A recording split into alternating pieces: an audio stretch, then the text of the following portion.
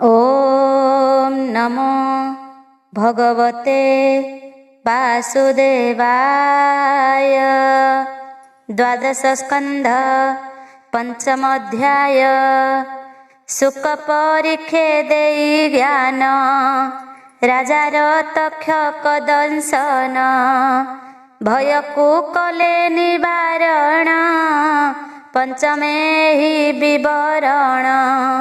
श्री शुक उवाच शुक कहन्ति शुण राय श्री भागवतर निर्णय ए भागवत आदि अंत विश्वात्मा हरिर चरित जाहार प्रसादरु करी ब्रह्मा जनमी सृष्टि करी जाहार क्रधु जात होई रुद्र जगत संहारई शुण परीक्ष क्षितिपति मरिबु बोली जेउ भीति प्राणिता अज्ञाने करंती तु एबे छाड़ एही भ्रांति जन्म कौणसी दिन नोहिछ तुम्भे तो राजन आगरे जन्म नहिब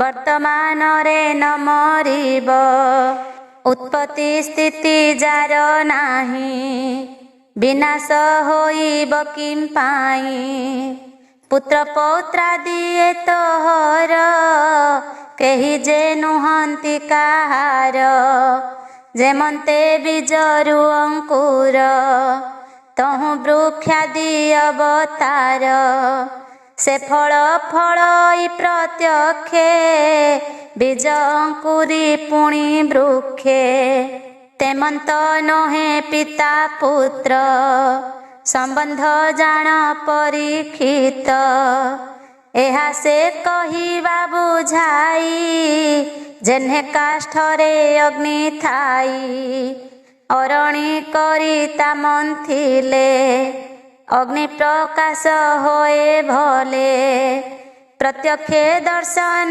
दियई अरणी भस्म से करई आपणे अंतर्ध्यान जाई ए भावे देहे माया थाई जोग अभ्यास रे मंथिले दर्शन पाई ताकू भले से कर्म बंधन शरीर दग्ध करी हुए अंतर स्वप्ने जे मुंड काट जाई प्राण त्याग होई न थाई निद्रा भंगरे मिथ्या होई ए भावे जन्म मृत्यु दुई ए आत्मा शरीर बिलग जन्म मरणे नाही संग घटर भितरे आकाश से घट जेबे होए नाश आकाश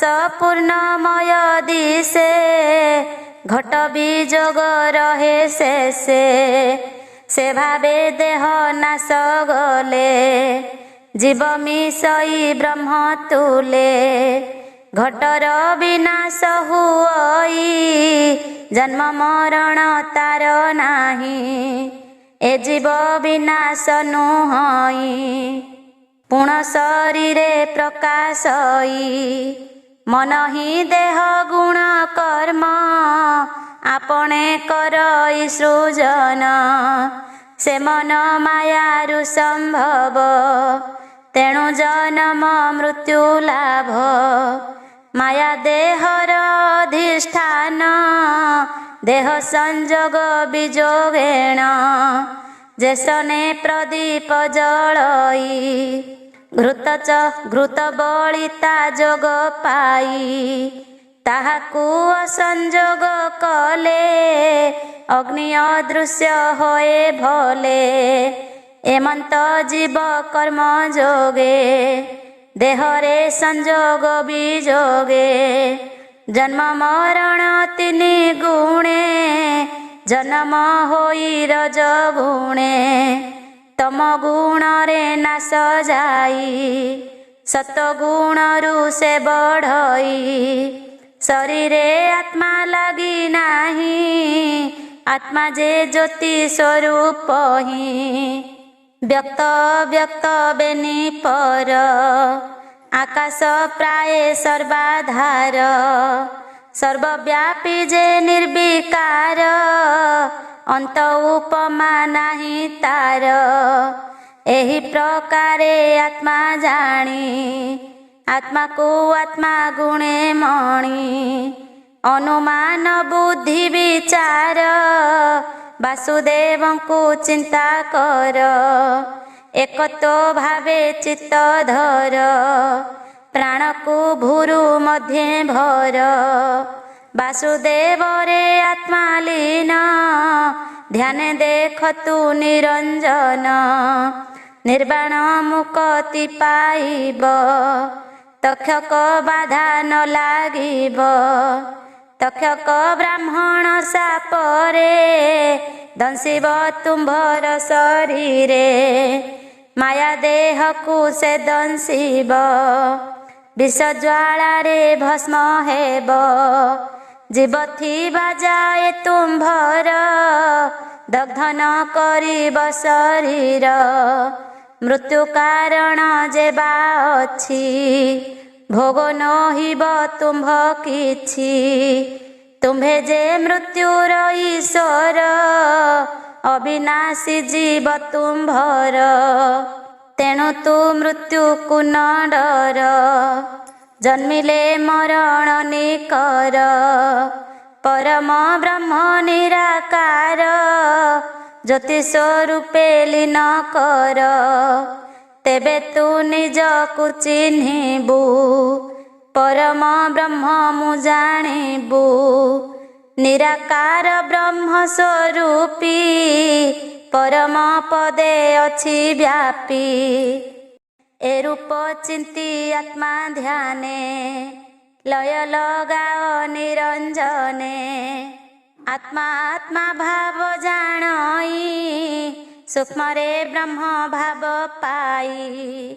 से निराकारे लीन होई, मरणे तोर शंका नाही। तक्षक ब्रह्म सापे आसी, तुम्भर चरण रे दंसी। से विष अग्नि तुम्भ देह, दग्ध करिब भस्ममय। तुम्भे जे ताहाकु देखिब, तो देहे जीव जे नथिब। जोग अग्नि रे तो शरीर, प्रकृति जीर्ण सत्वर। परम पदे जाइथिब, ए माया देह न देखिब। माया शरीर नाश जीव, जगत प्रत्यक्ष देखिब। तुम्भर देहु आत्मा जीव, निराकार रे लीन हेब। जामते तुम्भे पुछा कल, तुम्भंकु कहिलु सकल। सर्व आत्मा जे वासुदेव, एबे ध्यान रे तांकु भाव। मौन व्रत होई बस, पदार बिंदे मन रस। लय लगाओ तन्मन रे, पस निर्वाण मुक्ति द्वारे। एथिरे नाही जे संशय, एबे की इच्छा नृप कह। एमंत सुख मुखु बाणी, बोलई परीक्षित शुणी। चित्त आनंदे पुलकित, कृष्ण चरणे देई चित्त। हे प्रभु परम पुरुष, महिमा न जानई शेष। तुम्भर भाव तुम्भे जान, तो बिनु नाही परित्राण। तुम्भ चरणे मन मोर, काले रखिब चक्रधर। आशा विश्राम बाना तोर, मो आशा रख तो ସୁନ୍ଦର। ନମସ୍ତେ ଦେବ ନାରାୟଣ ଭବ ଜଳରୁ କର ତ୍ରାଣ। କହଇ ବିପ୍ର ଜଗନ୍ନାଥ ତ୍ରାହି କରିବେ ଲକ୍ଷ୍ମୀକାନ୍ତ। ଇତି ଶ୍ରୀମଦ୍ଭାଗବତେ महापुराणे पारमहंस्यां संहितायां द्वादश स्कन्धे ब्रह्मोपदेश नाम पंचमोऽध्याय। षष्ठोऽध्याय। षष्ठे वर्णित परीक्षित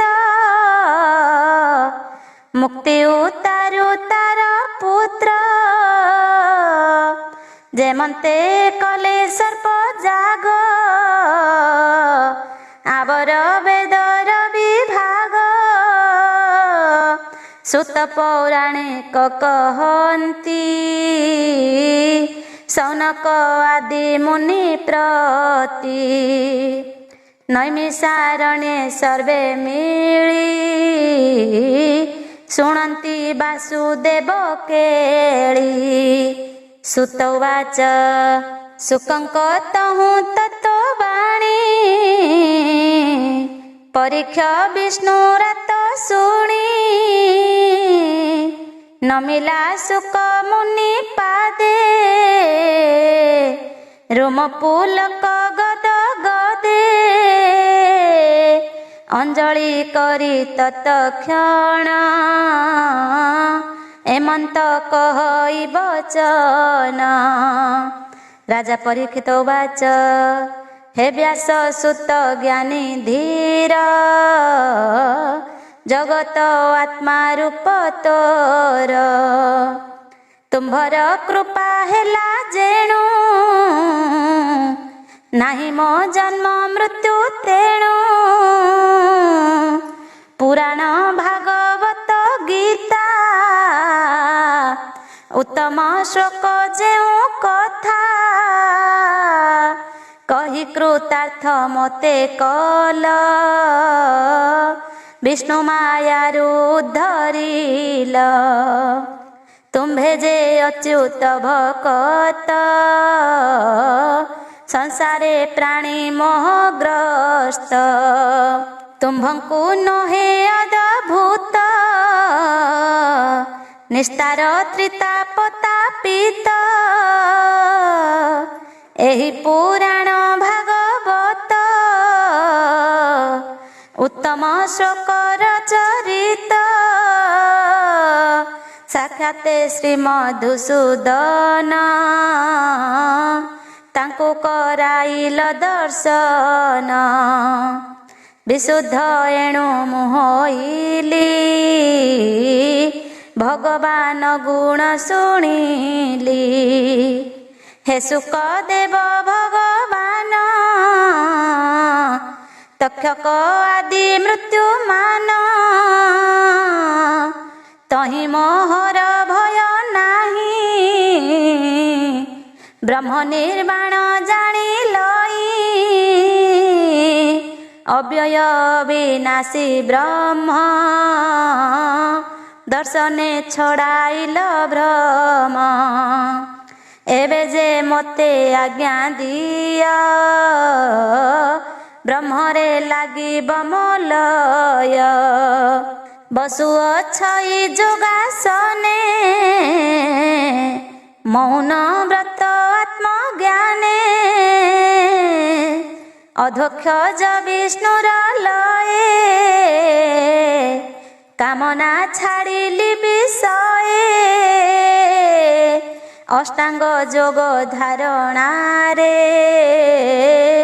षडचक्र भेदी आत्मा रे।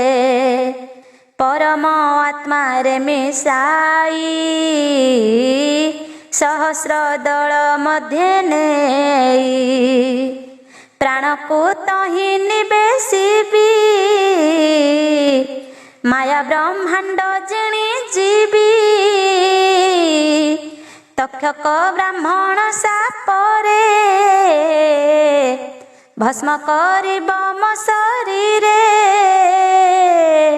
ज्ञान विज्ञान देई मोर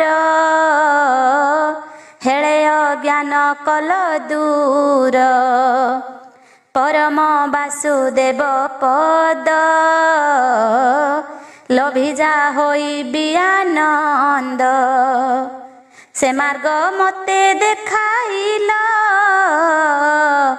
विष्णु शरीर निज जिल मुझे से मार्गे पशिबी ध्यान रे मुक्ति लभिबी ए भावे अनेक प्रकारे विनयी सुकंक पयरे सुत उवाच सुत कहन्ति मुनि शुण परीक्षे कहे बादराण विष्णु भक्ति रे निमजी मुक्त हुओ पाप तेजी आंभर आशीर्वाद करी अंते तुलभ विष्णु पुरी एमंते कही सुक मुनि हरसे कले हरि ध्वनि राजार पूजा विधि पाई सुक हरस मन होई सकल महाऋषि संगे बद्रिकाश्रमे गले बेगे परीक्षा राजा जोग ध्याने बसिले निश्चल आसने आत्मा रे आत्मा निज जीर्ण अष्टांग जोग रे धारण परम ब्रह्म स्वरूप रे पवन संयम ध्यान रे वृक्षर प्राय चेष्टित निश्चल भावे रहे चित्त हस्तिना नगर बाहरे गंगा पूर्व दिग भागरे बालुका बेदीर उपरे कुश आसन करी धीरे उत्तर अभिमुखे बसी ब्रह्मरे लय कुनि बेसी आत्मा को ब्रह्मरंध्रे नेई सुषुम्ना रंध्र रे रुंधाई षट्चक्र भेदी भूरु मध्ये परम आत्मा भाव भेदे विषय संग करी दूर विचार नाही बाह्यांतर एकाक्षर ब्रह्मे प्रवेशी जातना शरीर विनाशी परम पद को लभिले विष्णु अंगरे लीन हेले समेक ऋषिंक नंदन तांकर शृंगी ऋषि नाम पूर्वे सप्त दिन आगरे अनिति राजा होइला राजा रे द्विज गला रे सर्प देला आजु सपत दिन अन्ते तक्षक भक्ष भस्मीभूते एमंत से तक्षक जानी राजांकु दंसी बसे पुणी माया ब्राह्मण रूपे छन पथरे करई गमन एमंत समय रे पूर्ण काश्यप ना ବ୍ରାହ୍ମଣ। ଆସନ୍ତେ ବାଟେ ଭେଟ ହୋଇ, ତକ୍ଷକ ସେ ବ୍ରାହ୍ମଣ ଦୁଇ। ତକ୍ଷକ ପଚାରିଲା ପୁଣ, କି ଅର୍ଥେ କରୁଛ ଗମନ? କହିଲେ ଆମ୍ଭେ ବିଷହାରୀ, ଯାଉଛୁଁ ପରୀକ୍ଷେ ନିସ୍ତାରୀ।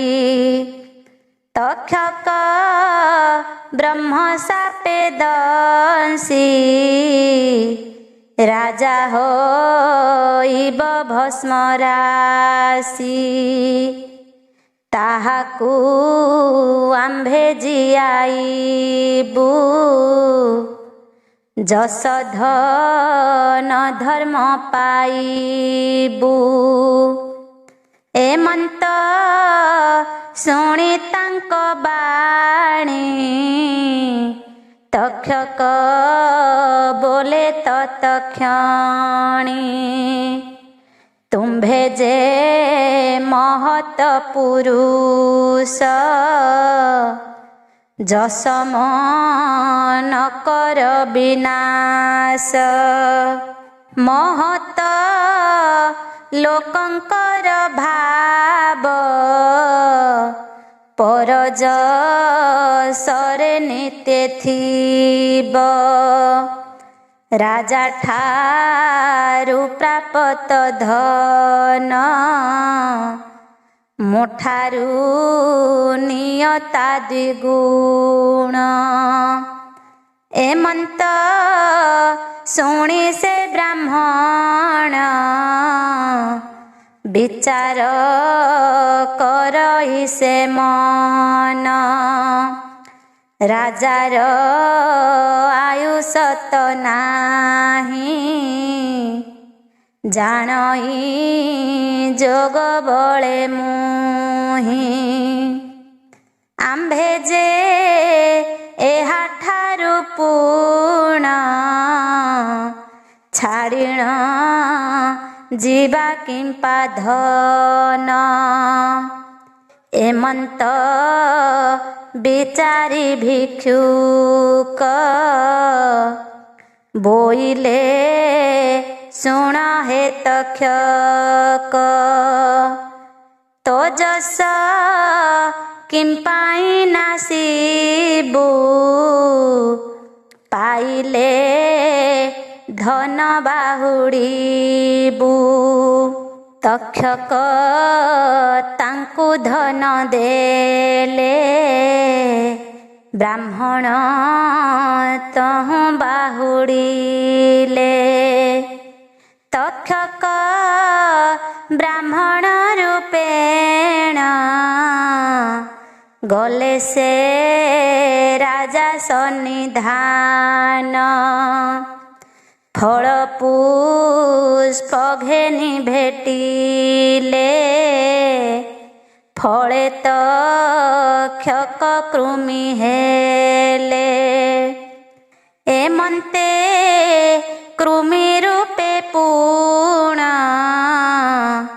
ଦଂଶିଲେ ରାଜାର ଚରଣ।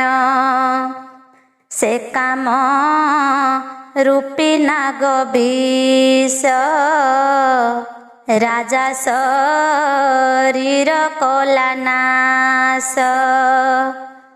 ତକ୍ଷଣେ ଭସ୍ମ ହୋଇଗଲେ, ସକଳ ପ୍ରାଣୀ ତା ଦେଖିଲେ। ହାହାକାର ଶବ୍ଦ ଶୁଭିଲା, ଶବଦେ ପୃଥିବୀ ପୂରିଲା। ଆକାଶେ ଦେବତା ଅସୁର, ମନୁଷ୍ୟ ଆଦି ନିଶାଚର।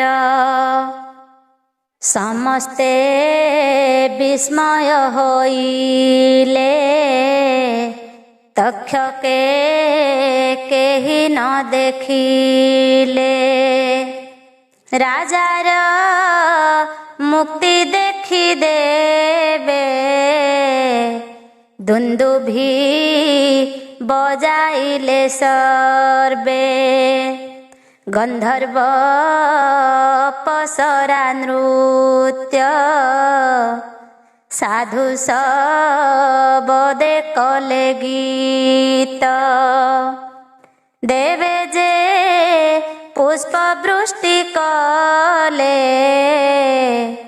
ଆନନ୍ଦେ ସ୍ୱର୍ଗକୁ ସେ ଗଲେ ପରୀକ୍ଷା ସୁତ ଜନ୍ମେ ଜଏ ସେ ପୁଣି ରାଜେ ରାଜା ହୋଏ ପିତୃକ୍ରିୟା କର୍ମ ସାରିଲେ ଆନନ୍ଦେ ସେ ରାଜ୍ୟ ପାଳିଲେ ଏମନ୍ତେ କିଛି ଦିନ ଗଲା ରାଜନ ଆସ୍ଥାନେ ବସିଲା ସମସ୍ତ ଋଷିଗଣ ଚାହିଁ ତକ୍ଷକ କଥା ପଚାରଇ ସେ ମୋର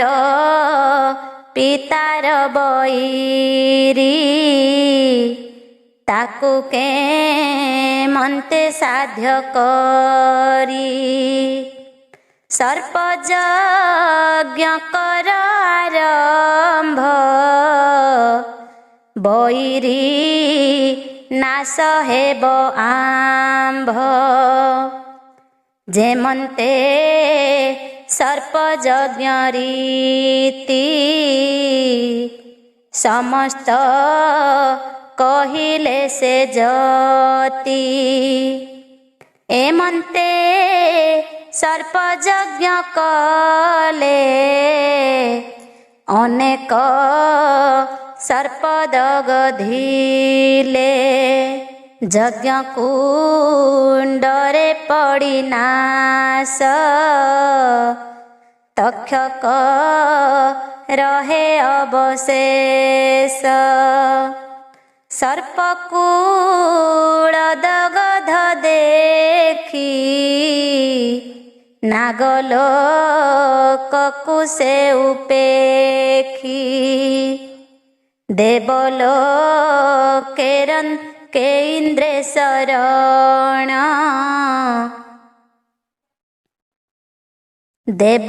ଦେବଲୋକେ ଇନ୍ଦ୍ରେ ଶରଣ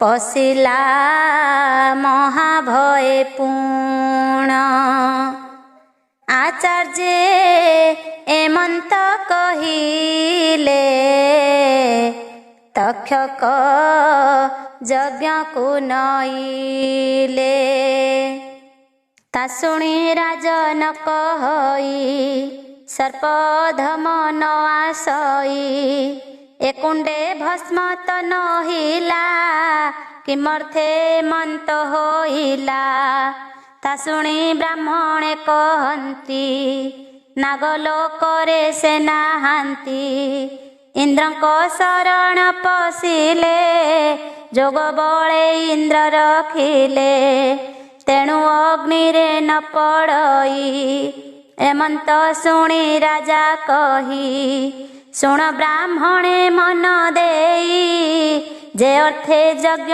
ମୁଁ କରଇ ତକ୍ଷକ ମୋ ପିତା ବୈରୀ ତାହାର ଅର୍ଥେ ଯଜ୍ଞ କରି ଇନ୍ଦ୍ର ଯେବେ ତାକୁ ରଖିଲା ମୋ ପିତା ଶତ୍ରୁ ସେ ହୋଇଲା ଇନ୍ଦ୍ର ତକ୍ଷକ ଏହି ଦୋୟ ଅଗ୍ନିରେ ମନ୍ତ୍ର ବଳେ ଦିଅ ଏମନ୍ତ ଶୁଣି ବିପ୍ରଜନେ ମନ୍ତ୍ରଯୁକ୍ତ କରି ବିଧାନେ ଘୃତଶ୍ରୁବମାନ ଘେନିଲେ ମନ୍ତ୍ରରେ ଆହୁତି ତୋଳିଲେ ଇନ୍ଦ୍ର ତକ୍ଷକ ଦୁହେଁ ଆସି କୁଣ୍ଡରେ ହୁଅନ୍ତୁ ବିନାଶୀ ଇନ୍ଦ୍ର ସମେତ ମରୁଦ୍ଗଣ ସତରେ ଟଳିଲା ସନ।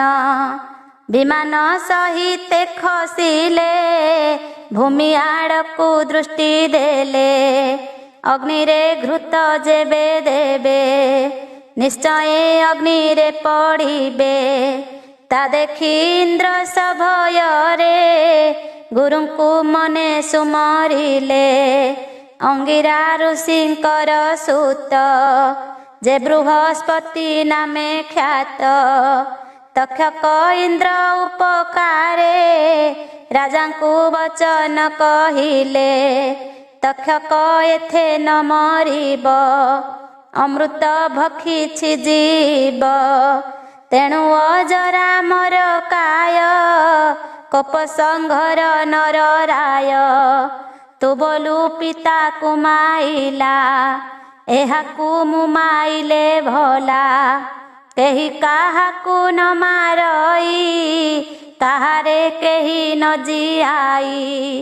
ଶୁଣ ରାଜନ ମନ ଦେଇ ଜନ୍ମ ମରଣ କର୍ମେ ହୋଇ। ଯେ ଯାହା ଅର୍ଜଇ ବୁଞ୍ଜଇ ବ୍ରହ୍ମା ଶଙ୍କରେ ଆନ ନହି। କେକାର ସୁଖ ଦୁଃଖ ଦାତା ଯେମନ୍ତେ ଲେଖିଛି ବିଧାତା। ସର୍ପାଗ୍ନି ଚୌର ଜଳ କ୍ଷୁଧା ବ୍ୟାଧି ତୃଷ୍ଣାଦି ଯେତେ ବାଧା। ପ୍ରାଣୀ ଏମାନ ଭୋଗ କରେ ଆପଣା ଅର୍ଜିତ କର୍ମରେ।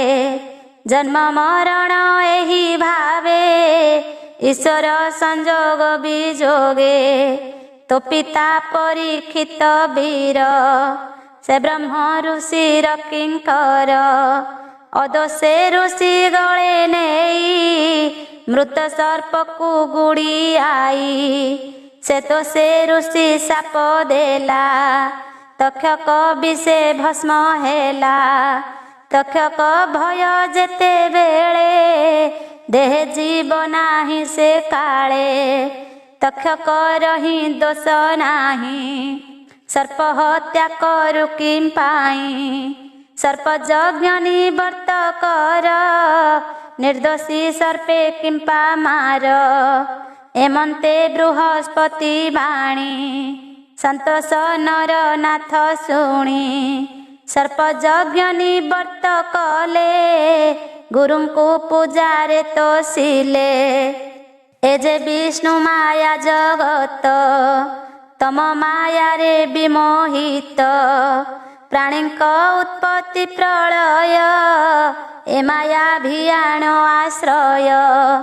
ଏ ବିଷ୍ଣୁ ଆତ୍ମା ସର୍ବମୟୀ କପଟ ଦମ୍ଭ ମାୟା ବହି। ଅହଙ୍କାର ବୁଦ୍ଧି ବିଚାରେ ଜାନା ମନୁହଇ ଗୋଚରେ। ତ୍ରିଗୁଣ ବାସ ନାହିଁ ନାହିଁ ମନ ବଚନେ ଭେଦ ନହି। ଶବ୍ଦ ସ୍ପରଶ ରସ ଗନ୍ଧ ରୂପ ଏ ପଞ୍ଚ ନୋହେ ଭେଦ। ସେ ବିଷ୍ଣୁ ନିର୍ମଳେ ସେ ବିଲେ ପ୍ରାଣୀ ନିର୍ମଳ ହୋଏ ଭଲେ। ଏ ମାୟା ବନ୍ଧନୁ ତରଇ ପରମ ପଦ କୁଲ ଭଇ। ବୈକୁଣ୍ଠ ସେ ପରମ ଧାମ ତାହାର ପରେ ନାହିଁ ସ୍ଥାନ। ସେ ଜନ ସଂସାରୁ ତରିବେ ଜନ୍ମ ମୃତ୍ୟୁରୁ ନିସ୍ତରିବେ। ସଂସାର ବନ୍ଧନ ଛାଡ଼ନ୍ତି ନିରତେ ବିଷ୍ଣୁଙ୍କୁ ଚିନ୍ତନ୍ତି। ଦୁରାତ୍ମା ପଣ ଦୂର କରି ଜଗତ ମରଣ ନର ହରି। ଦୁରାତ୍ମା ପଣ ଦୂର କରି ଜଗତ ମଣେ ନର ହରି। ଆତ୍ମା ସମ ବୁଦ୍ଧି ଭାବରେ ଏକ ଭାବରେ ନାମ ସ୍ମରେ। ସେ ବିଷ୍ଣୁ ପଦେ ଲୀନ ହନ୍ତି ପରମ ପଦ କୁଲ ଭନ୍ତି। ଯେ ପ୍ରାଣୀ ବିଚାରନ୍ତି ଚିତ୍ତ ଏ ସର୍ବ ମୋହର ଅର୍ଜିତ। ଅର୍ଜିଲି ନାନା କଷ୍ଟ ପାଇ ସୁସ୍ଥିରେ ବିଳସୀ ବିମୋହି।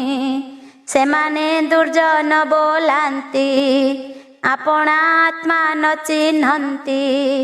ମାୟା ଜାଲରେ ଭ୍ରମୁଥାନ୍ତି, ଈଶ୍ୱର ଭାବ ନ ଜାଣନ୍ତି।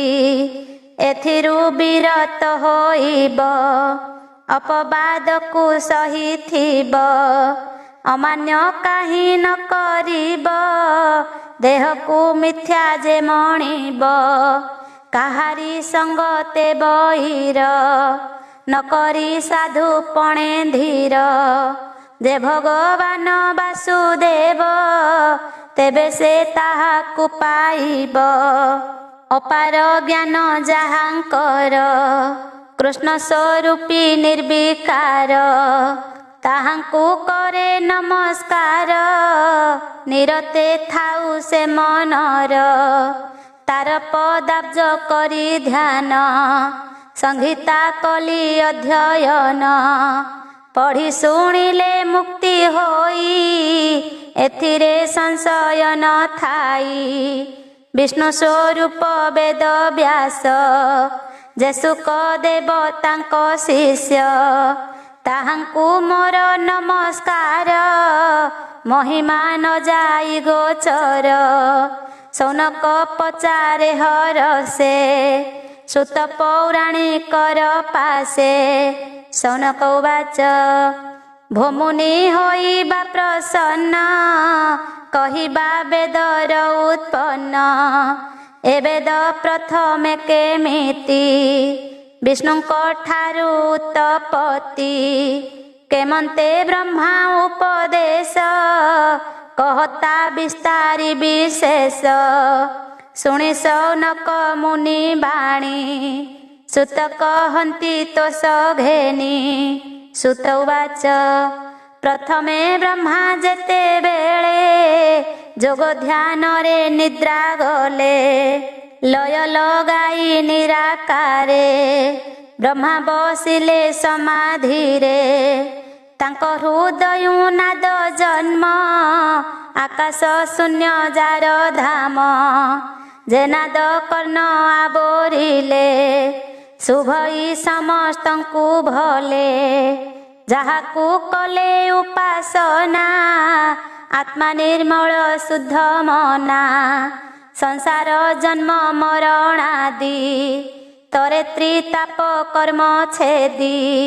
ସେ ନାଦୁ ପ୍ରଭା ବିନ୍ଦୁ ଜନ୍ମ, ପରମ ବ୍ରହ୍ମ ପରମ ଧାମ। ବିନ୍ଦୁ ତ୍ରିଗୁଣାତ୍ମକ ହୋଇ, ବ୍ରହ୍ମା ବିଷ୍ଣୁ ରୁଦ୍ର ବୋଲାଇ। ଏ ରୂପେ ଏକାକ୍ଷର ବ୍ରହ୍ମ, ଅବ୍ୟକ୍ତ ରୂପୀ ତ୍ରୟ ଧାମ। ସେ ଏକାକ୍ଷର ବ୍ରହ୍ମ ପର, ଅର୍ଦ୍ଧମାତ୍ରା ବିନ୍ଦୁ ଆଧାର। ଯୋଗ ମାୟା ସ୍ୱରୂପ ସେହି, ସେ ମାୟା ତ୍ରିଗୁଣ ସର୍ଜଇ। ତିନି ମାତ୍ରା ଯେ ଏକାକ୍ଷର, ଅକାର ଉକାର ମକାର।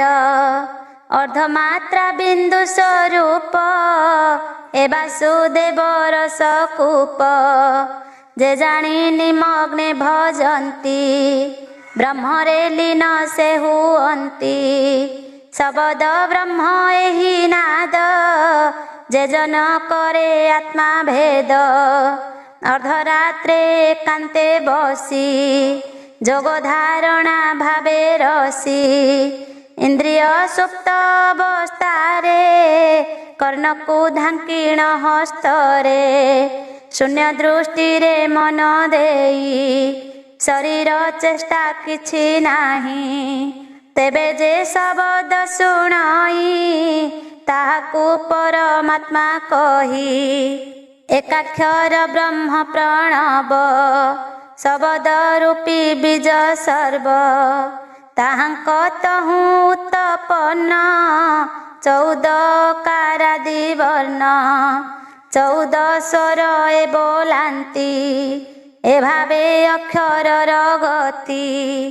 କକାର ଆଦି 34, ବ୍ୟଞ୍ଜନ ଶବଦ ବିଶେଷ। ଏ ସ୍ୱର ମାନେ ବିଷ୍ଣୁ ରୂପ, ବ୍ୟଞ୍ଜନ ମାୟାର ସ୍ୱରୂପ। ଏ ସର୍ବ ଅକ୍ଷର ମାତୃକା, ପ୍ରକୃତି ବଶ ଶବ୍ଦ ଏକା। ସ୍ୱର ମାନେ ଦୀର୍ଘ ଯେ ହ୍ରସ୍ୱ, ପ୍ଲୁତ ନାମରେ ପରକାଶ ସନ୍ଧି ଅକ୍ଷର ଏ ବୋଲାଇ ଏକାର ଆଦି ଚାରି ଯେହି 25 ବର୍ଣ୍ଣେ ପଞ୍ଚ ପଞ୍ଚ ପାଞ୍ଚ ବର୍ଣ୍ଣରେ ବର୍ଗ ସଞ୍ଚ ଏ ଅନ୍ତେ ଅନ୍ତସ୍ଥ ଏ ଜାଣ ଜରଳ ବଏ ଚାରି ବର୍ଣ୍ଣ ଶସ ସହ ଏ ଚାରି ବର୍ଣ୍ଣ ଉଷ୍ମ ବର୍ଣ୍ଣ ବୋଲିଣ ଜାଣ ବିନ୍ଦୁ ଅନୁସ୍ୱାର ବୁଲାଇ ସେ ବିନ୍ଦୁ ଯେବେ ଦୁଇ ହୋଇ ବିସର୍ଗ ନାମ ସେ ବୋଲାଇ ଗଜ କୁମ୍ଭାକୃତି ଯେ ହୋଇ ଏମନ୍ତ ହୋଇ ଶବ୍ଦ ବ୍ରହ୍ମ 50 ବର୍ଣ୍ଣ ଭେଦ ନାମ ଅକ୍ଷର ଆକୃତି ହୋଇଲେ ଦେହ ବାହ୍ୟରେ ପ୍ରକାଶିଲେ ତହିଁ ଭିତରୁ ବ୍ରହ୍ମ ଯନ୍ତ୍ରୀ 24 ଅକ୍ଷର ଗାୟତ୍ରୀ ଏ ମାୟା ରୂପ ପ୍ରକାଶିଲେ ସପ୍ତ ବ୍ୟାହୃତି ସେ ହୋଇଲେ 10 ପ୍ରଣବ ମଧ୍ୟ ହୋଇ ଗାୟତ୍ରୀ ଶିର ସେ ବୋଲାଇ ସେ ବ୍ରହ୍ମ ଗାୟତ୍ରୀ ସାବିତ୍ରୀ ସରସ୍ୱତୀ ତ୍ରିକାଳ ଗତି ତ୍ରିକାଳ ସନ୍ଧ୍ୟାଏ ବୋଲାନ୍ତି ରୁକ ଯଜୁଷା ମହୁଅନ୍ତି ଚାରି ବେଦକୁ ଜାତ କଲେ ଚାରି ବ୍ରାହ୍ମଣେ ବିତରିଲେ ଭିଆଇ ନାନାବିଧ ଶ୍ରୁତି ମରିଚି ଆଦି ପ୍ରଜାପତି ଏହାଙ୍କୁ ବେଦ ପଢ଼ାଇଲେ ଏ ପୁଣି ପୁତ୍ରେ ଶିଷ୍ୟ ଦେଲେ ଧର୍ମୋପଦେଶ ଯେ ବିଧାନ ସେମାନେ କଲେ ଶ୍ରୁତିମାନ ସେମାନେ ପରସ୍ପରେ ପୁଣ ପୁତ୍ରଙ୍କୁ ଦେଲେ ବେଦମାନ ଶାଖା ପ୍ରଶାଖା କରିଦେଲେ ଉପଦେଶେଣ ପଢ଼ାଇଲେ ଏହି ପ୍ରକାରେ ଚାରି ବେଦ ସତ୍ୟାଦି 3 ଯୁଗେ ଭେଦ ବିସ୍ତାର ହୋଇ 3 ଲୋକେ କଳିକି ରହିଲା ଅଳ୍ପକେ ଦ୍ୱାପର ଶେଷେ ହନ୍ତେ କଳି ପ୍ରାଣୀଙ୍କି ଦେଖି ଅଳ୍ପ ବଳି ଅଳ୍ପ ଆୟୁଷ ଅଳ୍ପ ବୁଦ୍ଧି ଦେଖି ବ୍ରହ୍ମ ଋଷି ସୁବୁଦ୍ଧି ଏ ବେଦ ଶାଖା ପ୍ରଶାଖାରେ କଲେ ବାସୁଦେବ ଆଜ୍ଞାରେ ଯେ ଯୁଗେ ଯେଉଁ ଋଷି ଗଣ ବେଦ ବିସ୍ତାର କଲେ ପୁଣ ସେହି ବେଦ ବ୍ୟାସ ବୋଲାନ୍ତି ତା ଦେହେ ବିଷ୍ଣୁ ପ୍ରବେଶନ୍ତି ଏ ବୈବସ୍ୱତ ମନ୍ୱନ୍ତରେ ସପ୍ତବିଂଶ ଗଣ୍ଡା ଯୁଗରେ ସପ୍ତବିଂଶ ବେଳ ବିସ୍ତାର ବେଦ ଶାଖାର ଯେ ପ୍ରଚାର ସପ୍ତବିଂଶ ଋଷି ହୃଦରେ ବିଷ୍ଣୁ ପଶି ବେଦ ବିସ୍ତାରେ ଅଷ୍ଟାବିଂଶ ଗଣ୍ଡା ଯୁଗାନ୍ତେ ଦ୍ୱାପର ଯୁଗ ଶେଷ ହନ୍ତେ ବ୍ରହ୍ମା ମହେଶ ଲୋକ ପାଳେ ପ୍ରାର୍ଥନା କଲେ ଆଦି ମୂଳେ ଏ ଘେନି ବେଦ ରକ୍ଷା ପାଇଁ ବେଦ ବ୍ୟାସ ନାମ ବୋଲାଇ ପରାଶରଙ୍କ ବୀର୍ଯ୍ୟେ ଜାତ ସତ୍ୟବତୀ ଗର୍ଭେ ସମ୍ଭୂତ ବିଷ୍ଣୁ କଳାରେ ଅବତାର ଅଗାଧ ଗୁଣରେ ଗଭୀର ଚାରି ବେଦ ମିଶ୍ରିତ ହୋଇ ଏକ ବେଦରେ ଥିଲା ରହି ତାହାକୁ ଭିନ୍ନ ଭିନ୍ନ କରି ଶାଖା ବେଦରେ ଭେଦ କରି ରୁକ ଯଜୁଷା ମଥର୍ବ ଏ ଚାରି ବେଦେ ଭିନ୍ନ ଭାବ ଚାରି ସଂହିତା ଏକ ଜାଣ ସୂତ୍ରରେ ଯେହ୍ନେ ମଣିଗଣ ସେ ଭାବେ ମନ୍ତ୍ରକୁ ବାହାର ବେଦ ବୀଜ କଲେ ବିସ୍ତାର, ଚାରି ବେଦ ଚାରି ଶିଷେଣ, ପଢ଼ାଇ ସେବାଦରାୟଣ, ପଇଳ ନାମେ ଶିଷ୍ୟ ପୁଣ, ସେରୁକ ବେଦ ଅଭ୍ୟାସୀଣ, ବହବୃଚ ବୋଲି ସେ ବୋଲାଇ, ପଇଳ ତାହାକୁ ପଢ଼ଇ, ବୈଶମ୍ପାୟନେ ଯଜୁର୍ବେଦ, ପଢ଼ାନ୍ତି ଜାନାମଣି ଗଦ, ଜୈମିନୀ ଋଷିଙ୍କ ସେ ପୁଣ, ଛନ୍ଦୋଗ ପଢ଼ାଇଲେ ସାମ, ଏ ବେଦ ଏମାନେ ପଢ଼ିଲେ, ଅଥର୍ବ ସୁମନ୍ତୁଙ୍କୁ ଦେଲେ, ଏମନ୍ତେ ଚାରି ଶିଷ୍ୟ ମୁଖେ, ଶାଖା ପ୍ରଶାଖା ବେଦ ଶିଖେ, ଋଗ୍ବେଦ ପଢ଼ିଲେ ପଇଳ, ତାହାଙ୍କ ଶିଷ୍ୟ ଯେ ବାଷ୍କଳ, ଇନ୍ଦ୍ର ପ୍ରମିତି ଦୁଇ ଜଣ, ପଢ଼ିଲେ ବିଭାଗ କରିଣ, ସଂହିତା ଆପଣା ନାମରେ, ଏ ପୁଣି ଦେଲେ ଯେ ଶିଷ୍ୟରେ, ବାଷ୍କଳ ପୁଣି ଚାରି ଭାଗେ, ଚାରି ଶିଷ୍ୟ ଦେଲେ ସରାଗେ, ବୋଧ୍ୟ ଆବର ଯାଜ୍ଞବଲ୍କ୍ୟ, ପରାଶର ଅଗ୍ନିମିତ୍ରକ, ଏ ଚାରି ଶିଷ୍ୟଙ୍କୁ ସେ ଦେଲେ, ବିଭିନ୍ନ ଶାଖା ମାନ କଲେ, ଇନ୍ଦ୍ର ପ୍ରମିତି ନିଜ ସୁତ, ମାଣ୍ଡୁକେୟ ନାମରେ ଖ୍ୟାତ,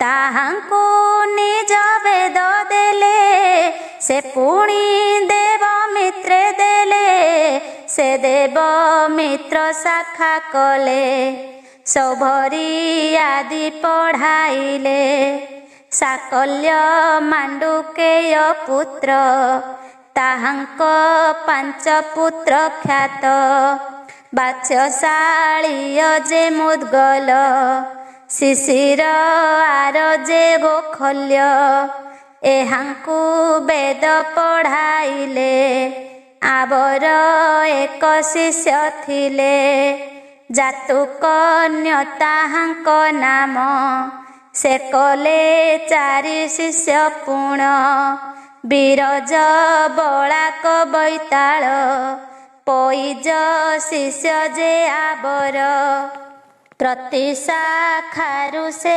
ବାଷ୍କଳି, ବାଳଖିଲ୍ୟ ସଂହିତା କରି, ବାଳାୟନୀ ଭଜକାସାର, ତିନିଙ୍କୁ ଦେଲେ ବେଦ ସାର, ଏ ଭାବେ ଋକ ବେଦ ପୁଣ, ବହୁତ ଶାଖା ବିସ୍ତାରିଣ, 27 ଶାଖା ବିଭକ୍ତ, ଏ ବ୍ରହ୍ମ ରୂପରେ ପୂଜିତ, ସଂହିତା ମାନଙ୍କ ବିସ୍ତାର, ଶୁଣିଲେ ପ୍ରାଣୀଙ୍କ ନିସ୍ତାର, ବୈଶମ୍ପାୟନ ଯେଉଁ ଋଷି, ଯଜୁର୍ବେଦକୁ ସେ ଅଭ୍ୟାସୀ, 27 ଶିଷ୍ୟ ତାଙ୍କର, କଣ ମାଧ୍ୟନ୍ଦିନୀ ଆବର, ସତ୍ୟତ୍ରୟ ଆଦି ଯେ ହୋଇ,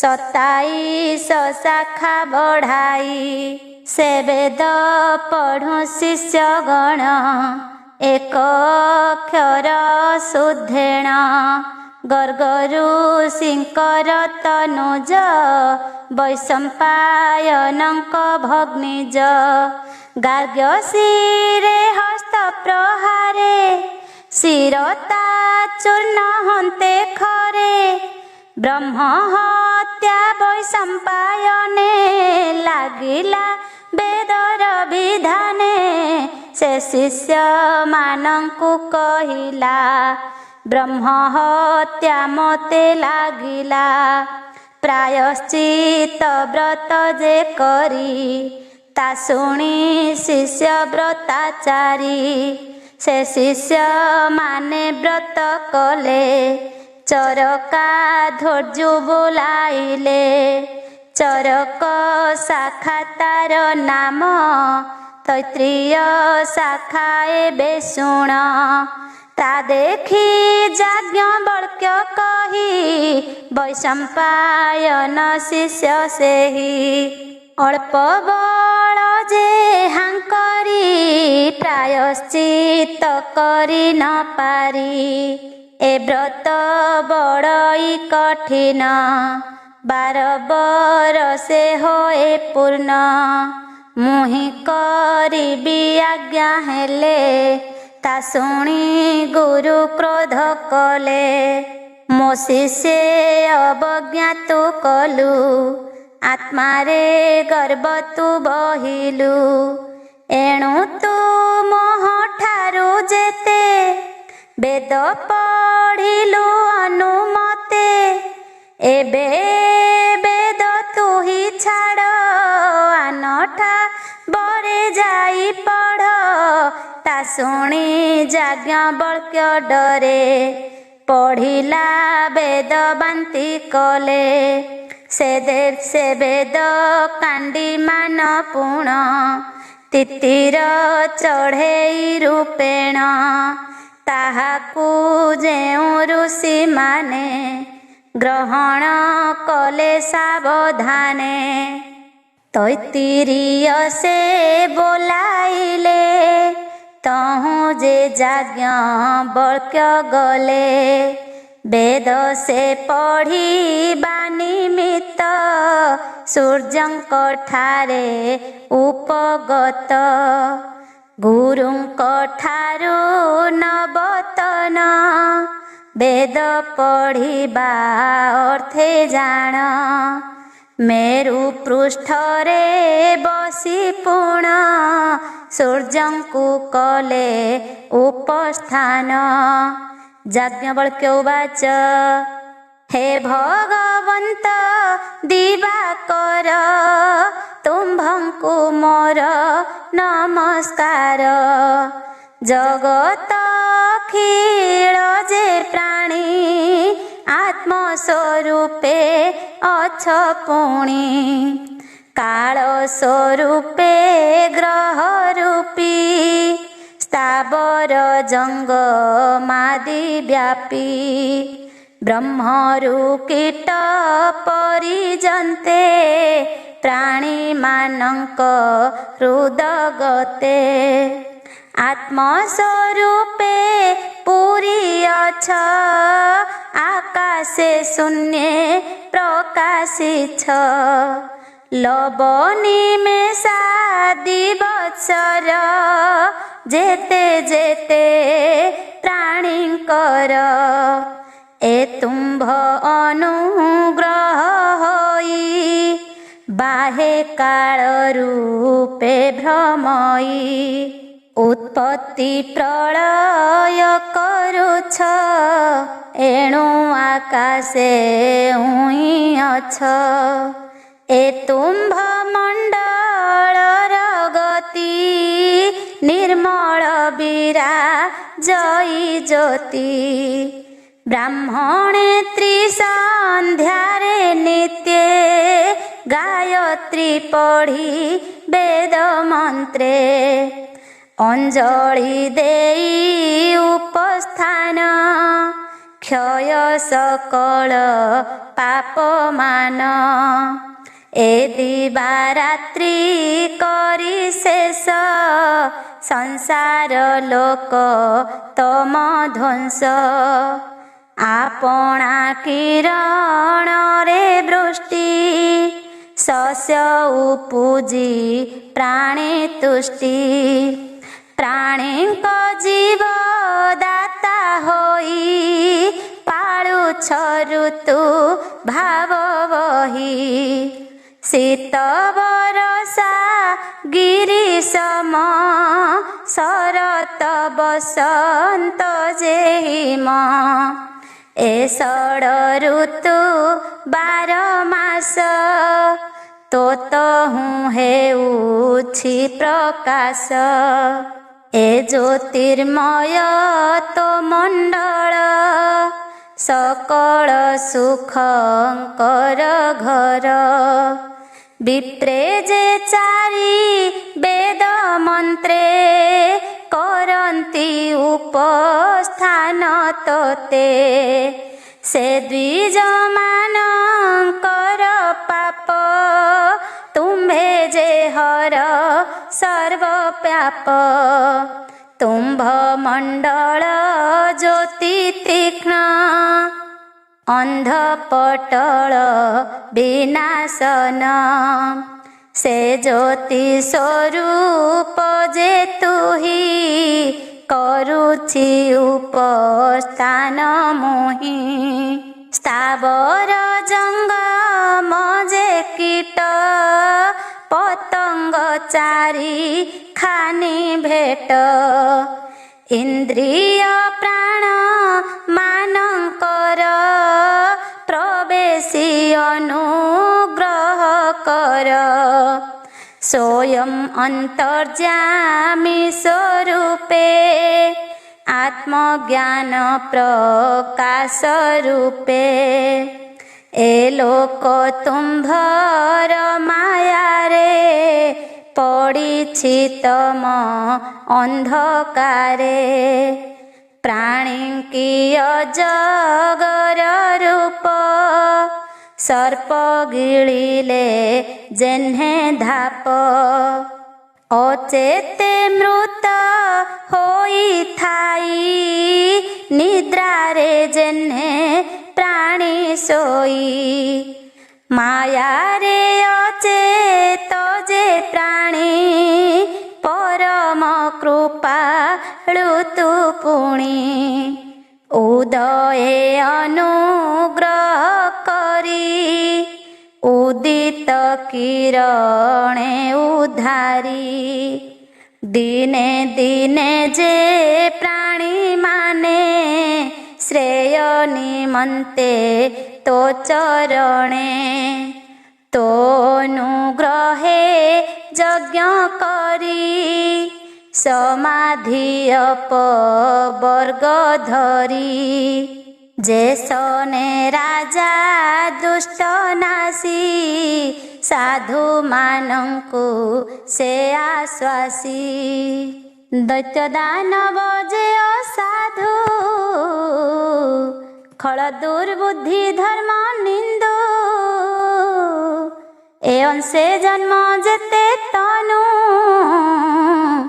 नासे कुमुद जन्हे भानु। हे भगवान वासुदेव मोर सेवा तुम्भे घेनिब। जेणु उदयस्त हुआ सर्वजीवरे पूजा पाओ। दिगपाळे जे जादी घरे कृतांजलि रे पूजा करे। समर्पे तुम्भ पद्म पादे मुपस्थान जे आनंदे। तुम्भ पद्म पाद के मंत तिनि भुवन रे पूजित। ब्रह्मा विष्णु महेश आदि वासव आदि देव वंदी। एवं भूत पद्म पादरे मोशिर लागू निरंतरे। नवीन यजुर्वेद मते आज्ञा होइब छाया कांते। जे वेद गुरु ठारे नाही ताहाकु पढ़िबई मोहि। सुत पौराणिक कहन्ति शुण शौनक आदि जति। याज्ञवल्क्यंक स्तुति शुणी संतोष होई दिन मणि। अस्वरूप को धरी पुणा उपदेशी कर्ण मार्गेण। नवीन यजुर्वेद भावे मुनि की देले से सरागे से जाज्ञ बल्क्य जेउ मुनि से वेद उपदेश घेनी ता नाम बाज शनि देले पुण 15 शाखा कले से 15 शाखा बाणी संहिता करी पड़े पुणी काण आदि शाखा पढ़िले तांको ना मेण शाखा कले एमाने शिष्य पुण देले 84 शाखा होइले सामवेदर अधिकारी जैमिनी मुनि से विस्तारी सुमंतु सुन्वान जे दुई जैमिनी पुत्र पौत्र होई दुई संहिता करी देले ए पुणी शिष्य पढ़ाइले एहांको शिष्य जे सुकर्मा सहस्र शिष्य से उत्तमा सहस्र भाग से संहिता सहस्र शाखारे विदिता जे ऋषि जे शाखा पढ़िले से शाखा से नाम होइले ताहांको नाम एबे सुण कहिबा ताहा विस्तारीण हिरण्य नाभ कौशलेश पौषंजी नामे 2 शिष्य सुकर्मांकर शिष्य 2 एकर 500 भाई आवंत्य जे ब्रह्मोत्पितम ए आदि 5 शिष्य नाम औदाव्य सामग बोलांती ए 500 शिष्य ख्याति ब्रह्मवित्तम जे आवंत्य ए 2 शिष्य शिष्यवंत ब्रह्मवित्तम आदि होई 5 शिष्यवंत बोलाई औदित्य साम जे बोलांती कौशल्य आदि उत्पत्ति लोगाक्षी मांगलिक स्थापी कुसिद कुल्य कुक्षी व्यापी ए आदि जेते शिष्य माने पौषंजींकर विद्यमाने आपणा संहिता को पुण 700 भाग करिणा कृत हिरण्य नाभ 2 आपणा संहिता को नेई 24 संहिता से कले पुणिता प्रति शिष्य देले आउ संहिता मान पुणी आवंत्य सामेण बखाणी कहई जगन्नाथ द्विज सुजने हरिपाद भज तुम्भ चरणे आश्रा करी मुथाई सते अनुसरी 12 स्कंधे भागवत पुराण मानकर अर्थ भूत भविष्य आदि जेते कहिले दास जगन्नाथे इति श्रीमद्भागवते महापुराणे पारमहंस्यां संहितायां 12 स्कंधे वेद शाखा प्रणयनम नाम 6th अध्याय।